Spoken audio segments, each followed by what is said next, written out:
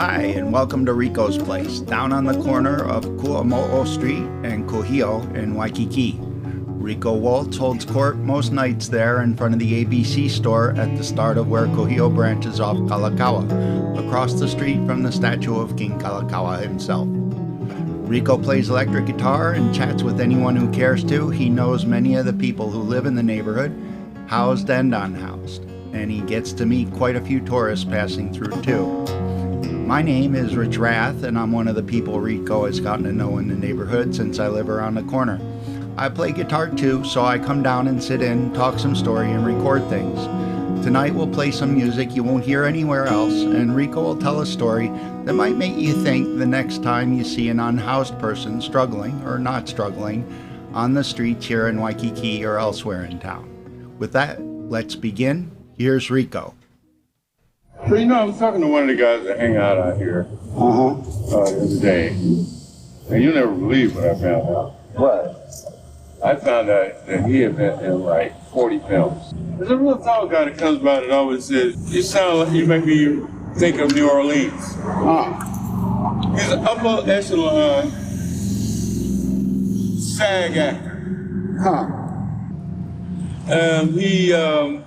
He was working here, and he had an apartment here, and somebody robbed him and hit him in the head with a hammer and fractured his skull. And that started him on a downhill spiral. After talking to him, it just reminded me that you can never judge a book by the cover. I mean, this guy knows a lot of fucking people in Hollywood. And I kept looking at him, kept saying to myself, that face is really familiar. I know this guy from some fucking where. And I could never really put on it. And then he started telling me about some of the films that he was in, and he did a shitload of commercials. Does he live here? Yeah, he's a street person here. Oh. Okay. This robbery thing fucked him up. happened to him maybe like a year ago, and then he ended up getting evicted because of it. And he was in no position to put up a defense, and because he was recuperating from it, and he's still recuperating from it, Since the initial happening happened, there's been like a succession of things that happened. Yeah. And like he was going across the bridge over at Sand Island, and the fucking bridge wasn't all the way shut, and he tripped on it.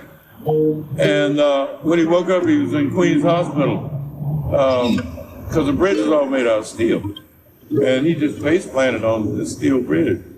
So I mean, like yesterday was the first time I ever sit down and really had a conversation with him, and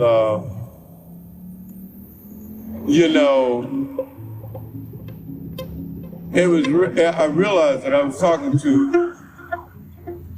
was getting that feeling, even though every time he would come by, he would just always say something that was kind of, or kind of a playful nature, And as I began to talk to him, I began to realize I'm dealing with an extremely intelligent, experienced individual here. That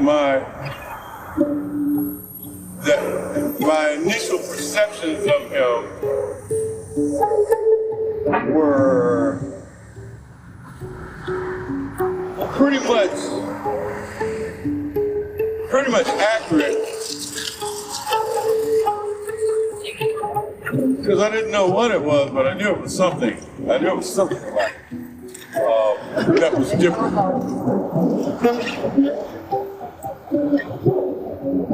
And so he said, he sat down and talked about him,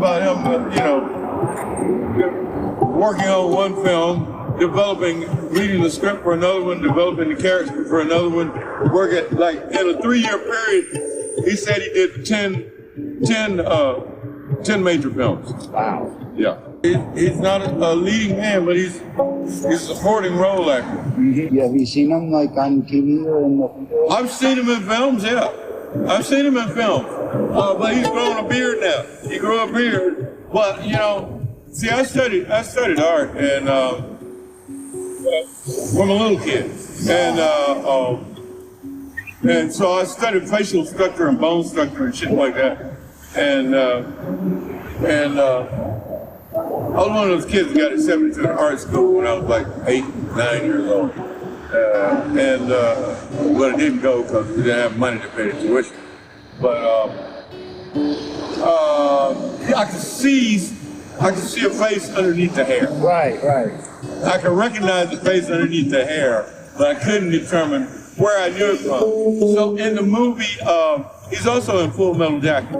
Oh. Yeah, I think he's a doctor in Full Metal Jacket, right? And he's in Pearl Harbor, and he's in a whole group of films. And he said some of them, you know, some of them were lesser films. He was telling me about a lot of the directors who got started doing commercials, and that the studio was using the commercials to train them. They were bringing up their next crop of directors, and the way they would do it is they started with commercials, you know, and they would advance them slowly, step by step, into a film.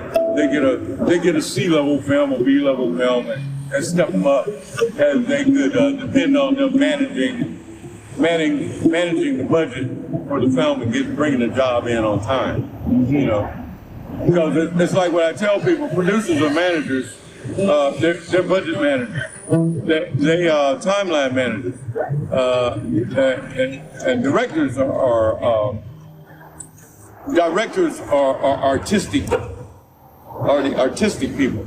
You know, make sure the film is going in the right artistic direction that it was imagined in for the people who invested the money in, and so they don't end up with something that they paid for that they didn't want. And you know, a lot of people don't get just, you know, how fucking intense that shit is. Yeah.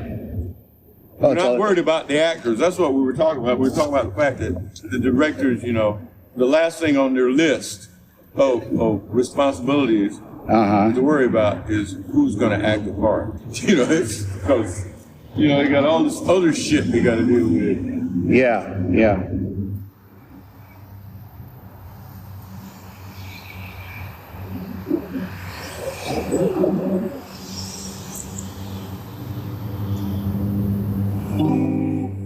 Yeah, but you know, you see this guy walking down the street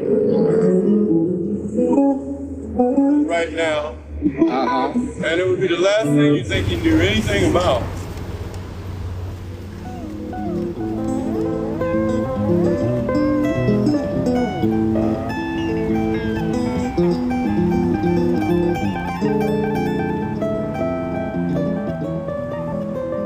Thanks, Rico. So, listeners, if you made it here, thanks for listening to the first episode of Rico's Place with Rico Woltz and Rich Rath.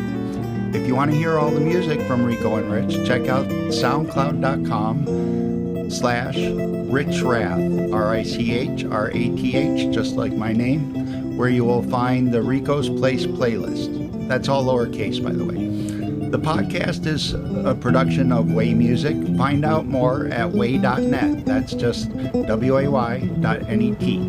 Thanks again, and stop into Rico's Place for episode 2 next time.